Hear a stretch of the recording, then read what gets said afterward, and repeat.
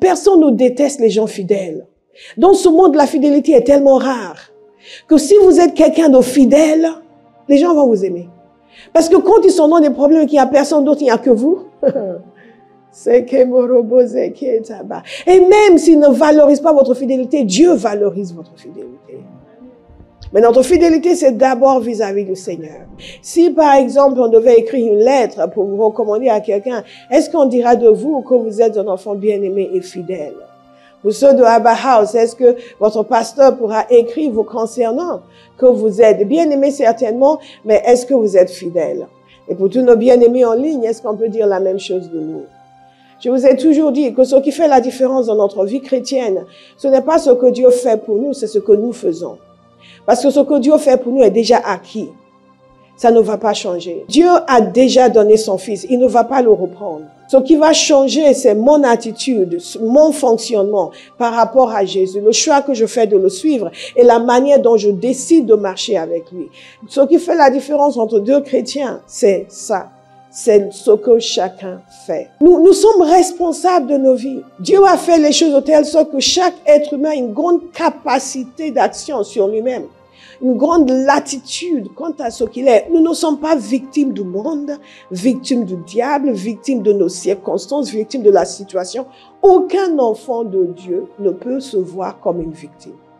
Jésus nous a délivrés pour toujours, nous a donné les outils et les armes pour vivre une vie de puissance, une vie de force, une vie de victoire.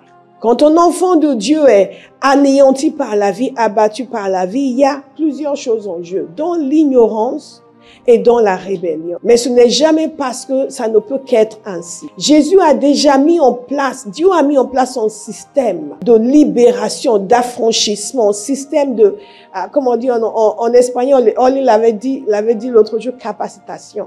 Un système par lequel vous êtes équipés pour triompher. Et donc, quand il s'agit d'acquérir une vertu spirituelle, personne ne peut dire, oui, mais j'essaie, j'arrive pas. Ce n'est pas vrai. Quand on est enfant de Dieu, on y arrive toujours. La question est de savoir comment est-ce que nous essayons. Qu'est-ce que nous faisons? Arrêtez de vouloir que les gens vous aiment. Devenez quelqu'un à qui on ne peut pas résister. Et il y a des gens qui vont se rendre quasiment esclaves de quelqu'un pour attirer sa faveur. Vous n'avez pas besoin de ça. Vous êtes enfant de Dieu, la faveur de Dieu est sur vous. Si les voies d'un homme plaisent à l'Éternel, il fait en sorte que même ses ennemis soient en paix avec lui. Nous avons un interlocuteur, il s'appelle Jésus. Nous conformons nos vies à ses désirs et le reste va nous suivre. Donc cette question de fidélité est absolument importante. Personne ne déteste les gens fidèles. Dans ce monde, la fidélité est tellement rare que si vous êtes quelqu'un de fidèle, les gens vont vous aimer. Parce que quand ils sont dans des problèmes et qu'il n'y a personne d'autre, il n'y a que vous. Et même s'ils ne valorisent pas votre fidélité, Dieu valorise votre fidélité. Mais notre fidélité, c'est d'abord vis-à-vis du Seigneur. Nous devons développer un appétit pour ce qui est bon devant le Seigneur. Nous devons développer un appétit pour la fidélité. Vous devez le vouloir. Et le but, justement, de ce que nous avons vu, le deuxième point, cette méditation, même le premier point, cette conscience que nous sommes en mission, cette conscience aussi de la valeur de la chose, ce que Dieu dit à ce sujet. Toute cette méditation va inéluctablement faire naître en vous le désir. Parce que c'est comme ça que ça fonctionne dans le royaume de Dieu. Vous méditez sur une vertu, vous méditez sur un principe de Dieu. Et Dieu va créer en vous un désir. Au fur et à mesure que vous méditez sur ce qu'il dit et que vous exprimez votre volonté d'aller dans son sens, le désir va naître en vous. Dieu sait comment mettre sa main à l'intérieur de vous. Et il faut ce désir. Sans le désir, il n'y aura pas de changement. On ne peut pas vous imposer quelque chose quand vous êtes récalcitrant. Dieu a donné à l'homme une liberté extraordinaire. C'est pour ça que quand les gens vous disent, oui, mais c'est pas ma faute, c'est le diable. Même Dieu ne peut pas te forcer. Comment le diable a réussi à te forcer? C'est le diable qui t'a poussé depuis le temps que le Saint-Esprit te dit de venir à l'église. Tu n'es pas venu. Et c'est maintenant Satan qui te parle et c'était pas de ta faute. Non, tu as coopéré avec lui. Nous allons coopérer avec le Seigneur et le laisser développer en nous des appétits sains. Le désir pour la pureté, le désir pour la sainteté, le désir pour la fidélité, le désir d'être fidèle. Et pour créer ce désir en nous, on doit arrêter de trouver des prétextes.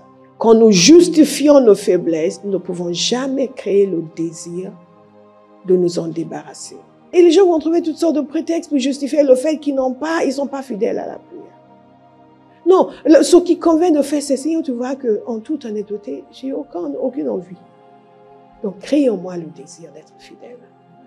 Crée en moi ce désir. Et vous méditez sur la parole au point où, de façon surnaturelle, vous allez naturellement vouloir. C'est la contemplation de Dieu qui crée cela. La contemplation de sa parole. Et l'insistance pour se mettre en phase avec lui. C'est pour cela que la rébellion et la résistance sont néfastes à la croissance spirituelle. Et comprenez ceci. Une des choses que j'ai vues dans cette longue vie chrétienne, c'est qu'il y a trop de distance entre nous et la vérité. Beaucoup d'entre nous, nous nous contentons de contempler la vérité de loin. Et quand je dis de loin, je ne dis pas physiquement, je dis mentalement et spirituellement. Donc oui, la fidélité est très importante. Tu comprends? Moi, je te dis, pasteur dit 1, 2, 3, 4, 5 sur la fidélité. Et nous pensons que parce que nous pouvons énumérer les points, nous sommes en train d'absorber. Non, nous sommes encore en train de contempler cela de loin. Et c'est important pour nous de le savoir parce que tant que ce n'est pas devenu un cri à l'intérieur, c'est encore une contemplation distante. Le changement intervient lorsqu'il y a un cri en nous qui fait en sorte qu'on ne peut plus supporter de rester tel que nous sommes.